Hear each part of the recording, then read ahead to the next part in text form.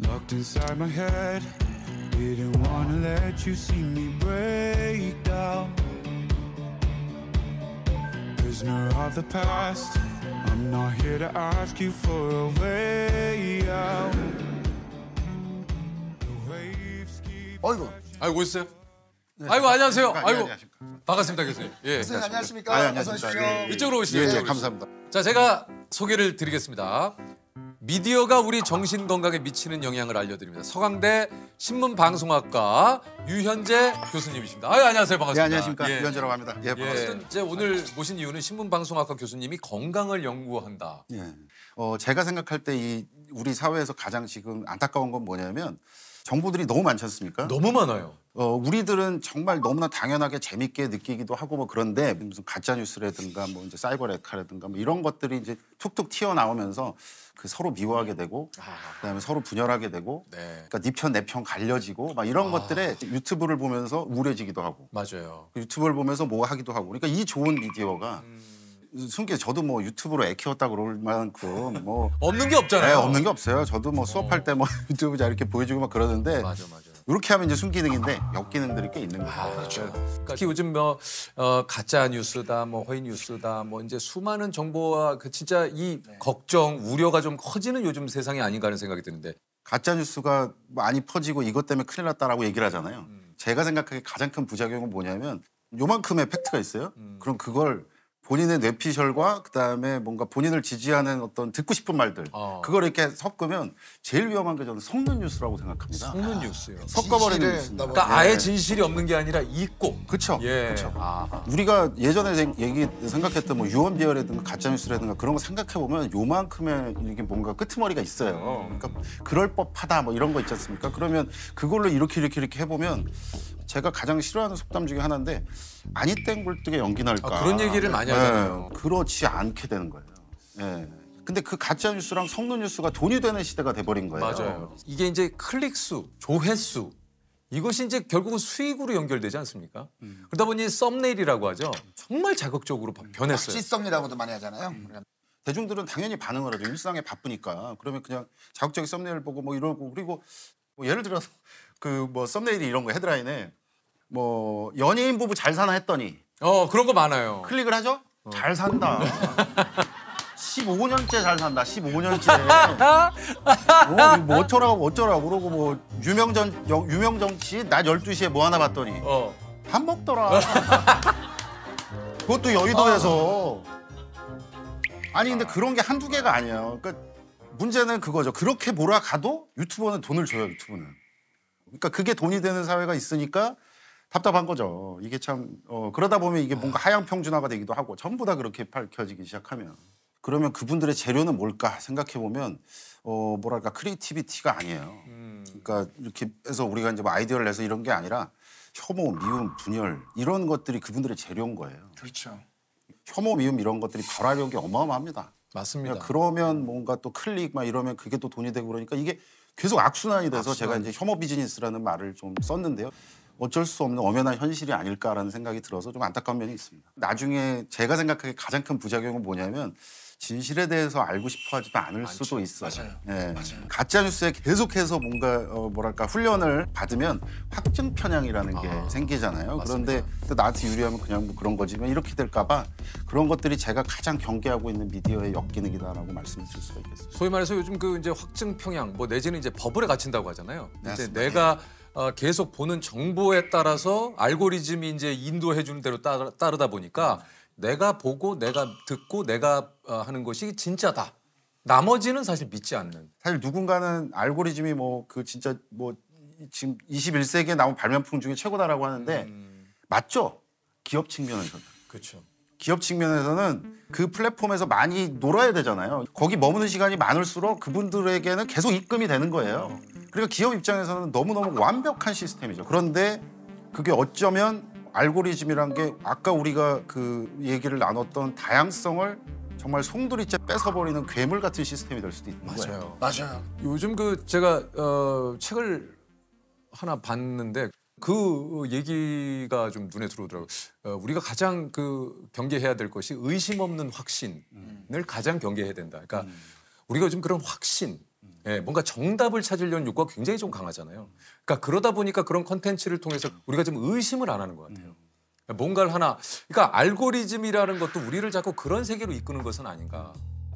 알고리즘이라는 정말 어마어마한 마케팅 용어에 의해서 우리를 훈련시킨 거예요. 미디어가, 플랫폼이.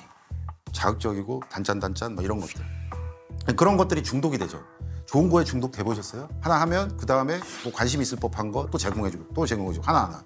그러니까 우리는 원래 다양성의 민족이었는데 이 중요한 걸 잊어버리는 것 같아요.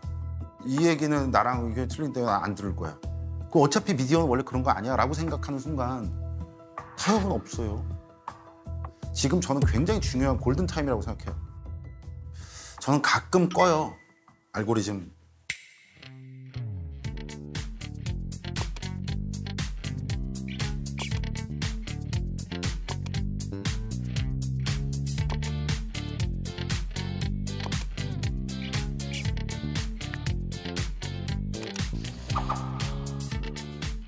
이런 또 좀 요즘 문제가 되는 것이 바로 그 이제 악플.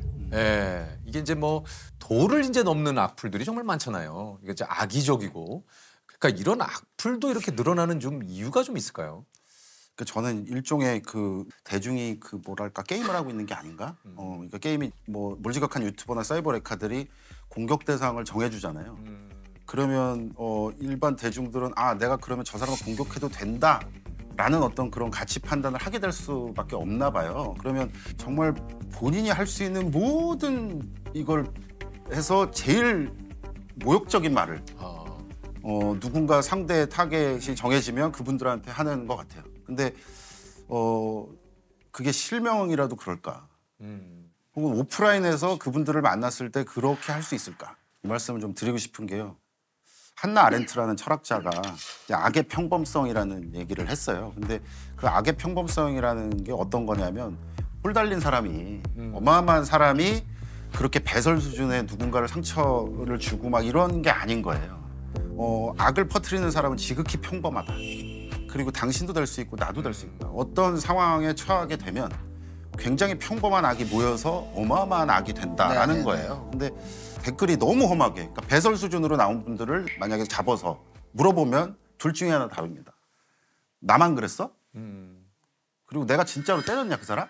근데 아까 제가 말씀드렸던 것처럼 지금 이런 우리 같은 초연결 사회에서는 온라인에서 공격하는 게 훨씬 더 타격감이 셉니다. 맞아요. 그러니까 저는 이런 부분을 좀 반영을 해서 미디어와 관련된 규정이 빨리 좀 우리나라에만 있는 법을 좀 보고 싶어요.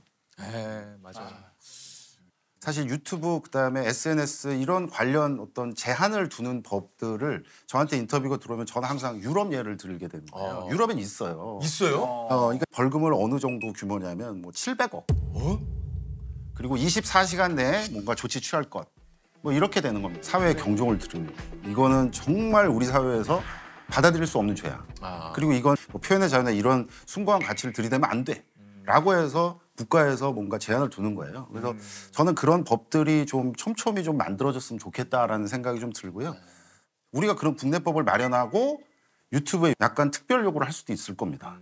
왜 그러냐면 현실은 우리나라가 뭐 전 세계에서 거의 유튜브를 가장 많이 쓰는 국가 중에 하나고 유튜브가 우리나라에서 벌어가는 돈도 많고 그러면 책임성을 요구하는 거죠. 당연히 할 수 있겠죠. 또 참 뭐 이런 얘기 어떨지 모르겠습니다. 저는 늘 얘기 드리면 악플이 그걸 그냥 감내해야 된다고 생각하지 않아요. 좀 그런 안타까운 일이 생길 때도 그렇습니다만 그런 악플을 그냥 감내하고 그냥 당연히 받아들여야 되는 것으로 인식하는 것이 너무 슬프고 가슴이 아파요. 도대체 그 욕을 어떻게 감당을 해요? 맞아요. 그 자살 정구 증상으로서 오는 게 이제 무력감이거든요. 뭘 어떻게 해도 나는 안 될 것 같아요. 근데 그런 슬픔을 느끼면 정말 뭐 어떤 감정이 될지는 우리가 다 안타깝게 생각하잖아요. 예. 저는 유가족이에요. 그러니까 형이 친형이 이제 이제 극단적 선택을 했죠. 이게 아마 뭐 저를 아시는 분들은 아마 이 방송을 보면 좀 놀랄 수도 있는데, 그러니까 제가 이제 그 미국에서 교수를 할 때 이제 그 형이 이제 그런 선택을 했다는 얘기를 듣게 됐어요. 그때 뭐 예상은 하시겠지만 한 2, 3년 동안은 그냥 멍했어요. 멍하고 이렇게 시간이 지나도 요즘 이 인간이 왜 전화를 안 하지? 막 이런 착각을 할 정도로 그러니까 너무 이상하게 살았던 거죠. 근데 이제 그러고 이제 한국에서 뭐 논문을 써야 되니까 교수도 먹고 살아야 되지 않습니까? 그러면 연구도 해야 되고. 근데 그 생각이 든 거예요. 아, 제가 그러면 그 어떤 분야를 좀 연구를 할까? 그런데 제가 이제 그 자살이라는 게 제가 너무 아프게 다가오니까 아, 이것과 미디어에서 뭔가 연결이 안 될까라는 생각을 우연히 했는데 예를 들면 그 자살을 보도함에 있어서 너무 자극적으로 한다거나 아니면 그게 우리나라 자살률이 세계 1위인데 너무 감성적으로 그걸 풀어서 뭔가 베르테르 효과가 나오게 만든다든가 그리고 용어가 예를 들면 동반 자살이라는 말이 나와서 제가 너무 살기가 힘들어서 제 아들이랑 같이 가겠다고 하면 그러고 자살을 했다 그러면 그게 어떻게 동반 자살이냐. 그렇죠. 그건 살해후 자살이지. 그렇죠. 그런 것들이 문제의식이 있어서 논문을 썼어요. 그랬더니 이제 그 다음에 이제 도와주셨잖아요. 예전에 기억나실 거예요. 그 자살 예방 캠페인. 아, 예. 그거 저가 같이 한 거예요. 아, 그래도 오늘 나온다 그러길래 제가 유재석 선생님한테 좀 감사를 아닙니다. 7, 8년 전에 예. 그런 예방 활동 미디어 뭐 이런 거를 하는데 아, 이게 진짜 어마어마한 연예인이 좀 했으면 좋겠다라고 해서 연락이 갔는데 선생님 해주신다고 했다는 거예요. 그래서 그때 사실 저희끼리 막 진짜 울컥했어요. 얼마 전에도 그런 뭐 이 사건이 좀 있었지 않습니까? 그럼 연예인 자살하고 그러면 그래서 이제 그 우리 사회에는 사실 그 자살 뭐 콘텐츠 가이드라인 이런 것들도 마련을 해놓기는 해놨습니다. 작년에 보건복지부 그리고 현직 뭐 기자님들 변호사 이렇게 다 모여서 자살 예방 보도 준칙 4.0 이렇게 해서 예방을 넣었어요. 자살 사건이 벌어졌을 때 그렇게 자극적으로 막 해서 아이들이 쉽게 볼 수 있게 이렇게 흩뿌려 놓지 말자라는 게 첫 번째 겁니다. 그리고 또 하나는 원칙은 이제 도구나 방법을 밝히지 말자. 이거는 사실은 전통적인 거예요. 왜 그러냐면 그게 학습이 되거든요. 그다음에 또 하나가 유가족 보호합시다. 1년에 우리나라에서 자살을 하시는 분이 14,000명. 생각해보면 한 30몇 분마다 한 분씩 돌아가세요. 근데 그렇게 계산해 보잖아요. 유가족 많아요. 주변에. 근데 그분들한테 가서 인터뷰하고 그리고 망자가 남긴 유서 공개하고 그리고 계속 전화하고 그러니까 뭐 일부긴 합니다만은 사망이 벌어져도 놔주지 않아요. 왜 그러냐면 돈이 되니까. 치유는 안 돼요. 그 형 죽은 다음에 정말 계속해서 저도 모르게 핸드폰을 보면서 내가 먼저 전화해볼까? 막 이러면서 실제로 전화를 해보기도 하고 막 그랬죠. 그런데 그게 저만 그랬겠어요? 많은 유가족들이 그랬죠. 뭔가 유가족에 대한 예의 그리고 또 다른 자살을 막을 수 있는 어떤 예방 차원에서 그렇게 괴롭히지 말자는 거예요. 그런 위기에 처했을 때 어떻게 도움을 받을까? 그런 정보를 제공하자.